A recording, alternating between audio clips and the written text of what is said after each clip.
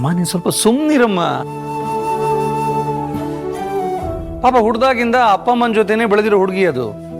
Sudden ಆಗಿ ಬಿಟ್ಟು ಬರಬೇಕು ಅಂತಂದ್ರೆ ಸಂಕಟ ಆಗಲ್ವೇ? ಅಮ್ಮ ಜನನಿ, ನೀನೇನು ಯೋಚನೆ ಮಾಡಬೇಡಮ್ಮ. ಒಂದು ಸಾರಿ ನಮ್ಮ ಮನೆಗೆ ಬಂದು ಕಾಲಿಡು ನೀನು. ಆಮೇಲೆ 3 ದಿವಸಕ್ಕೆ ನಾನು ತವರ ಮನೆನೇ ಮರ್ತು ಬಿಡ್ತೀಯ ನೀನು. ಆ ಥರ ಇರುತ್ತೆ ನಮ್ಮ ಮನೆ ನೋಡು.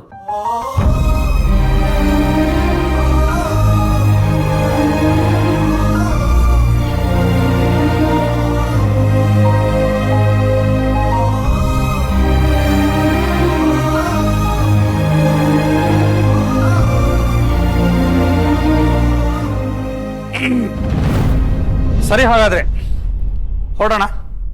ಶಕ್ತಿ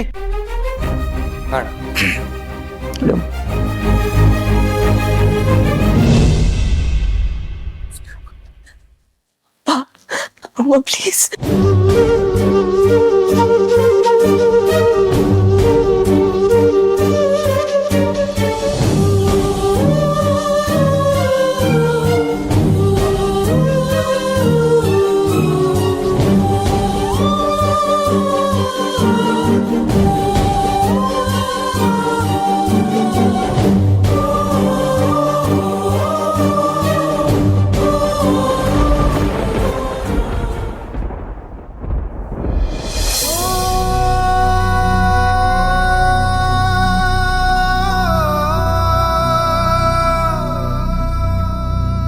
ಪರಪಂಚ ನೀನೇ, ನನ್ನ ಪರಪಂಚ ನೀನೇ,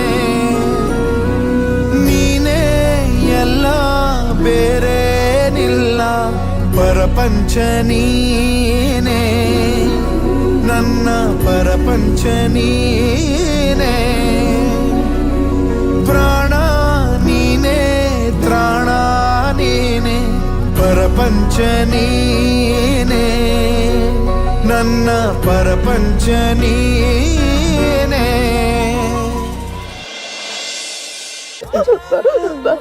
ಪ್ಲೀಸ್ ಅಪ್ಪ, ಪ್ಲೀಸ್ ಅಪ್ಪ, ಎರಡು ದಿನ ಅಪ್ಪ ನನ್ನ ಮನೆಗೆ ಬಂದು ಹೋಗ್ತೀನಿ ಅಪ್ಪ. ಪ್ಲೀಸ್ ಅಪ್ಪ, ಪ್ಲೀಸ್ ಅಪ್ಪ.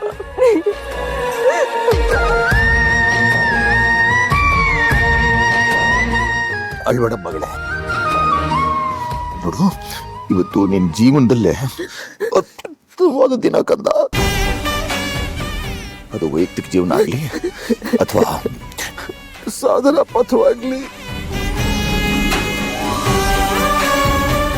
ಎಲ್ಲ ಸಮಸ್ಯೆಗಳು ನಿವಾರಣೆ ಆಗಿ ನಿನಗೆ ಬಹಳ ಉತ್ತಮ ಭವಿಷ್ಯ ಸಿಕ್ಕಿದೆ ಕಂದ. ಇವತ್ತು ನೀನು ಆಡಬಾರ್ದು, ಖುಷಿ ಪಡ್ಬೇಕಮ್ಮ ನೀನು.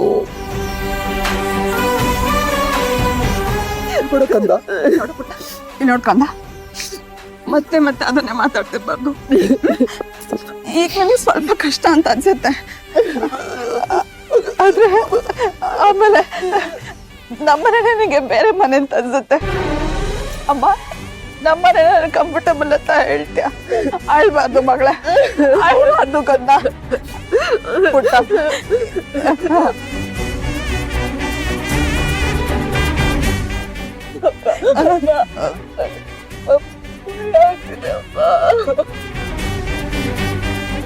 ಯಾಕಮ್ಮ ಭಯ?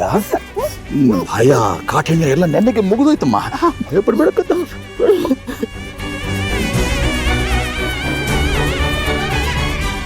ಒಂದು ಮಾತು ನಿನಗೆ ಹೇಳ್ತೀನಿ ಕಂದ, ಇನ್ನು ಮುಂದೆ ಈ ಅಪ್ಪನ ಪ್ರೆಷರ್ ನಿನಗಿರಲ್ಲ ಕಣೋ. ಸಾರಿ ಕಂದಮ್ಮ, ಸಾರಿ ಕಣೋ.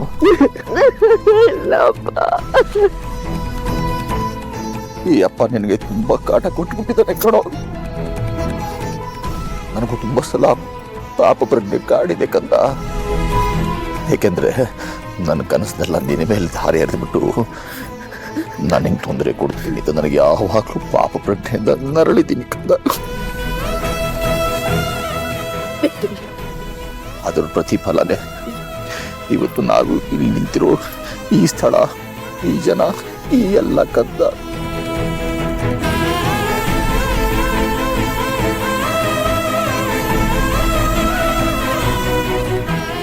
ಇದೆಲ್ಲ ನೋಡಿದಾಗ ನನಗೆ ಇವತ್ತಿಷ್ಟು ಸಂತೋಷ ಆಗ್ತಿದೆ ಗೊತ್ತಾ? ನನಗೆ ಯಾವ ವಿಷಾದವೂ ಇಲ್ಲಮ್ಮ, ವಿಷಾದವೇ ಇಲ್ಲ ಕಂದ. ನೋಡು, ಇಷ್ಟು ದಿವಸ ಈ ಅಪ್ಪನ ಭುಜದ ಮೇಲೆ ಕೂತು ಸವಾರಿ ಮಾಡ್ತಿದ್ದಿ ನನ್ನ ಮಹಾರಾಣಿ. ಇನ್ಮೇಲೆ ದೊಡ್ಡ ಸಾಮ್ರಾಜ್ಯದ ಮಹಾರಾಣಿಯಾಗಿ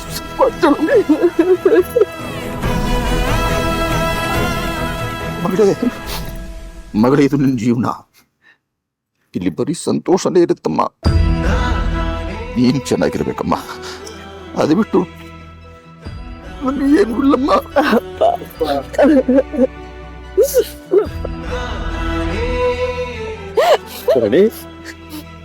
ಯೋಚನೆ ಮಾಡ್ಬೇಡಮ್ಮ. ನೀನು ಇವ್ರನ್ನೆಲ್ಲ ಸರಿಯಾಗಿ ಅರ್ಥ ಮಾಡ್ಕೊಳ್ಳೋವರೆಗೆ ಅಷ್ಟೇ ಸಣ್ಣ ಸಣ್ಣ ಪ್ರಾಬ್ಲಮ್ಗಳು ಬರ್ತವೆ. ನೋಡ, ಇನ್ನೊಂದು ಚೆನ್ನಾಗಿ ತಿಳ್ಕೊ. ನಮ್ಮನೇಲಿ ಯಾರಾದ್ರೂ ಕೋಪ ತೋರಿಸ್ತಾರೆ ಅಂದ್ರೆ ಅದ್ರ ಹಿಂದೆ ತುಂಬಾ ಪ್ರೀತಿ ಇದೆ ಅಂತ ಅರ್ಥಮ್ಮ.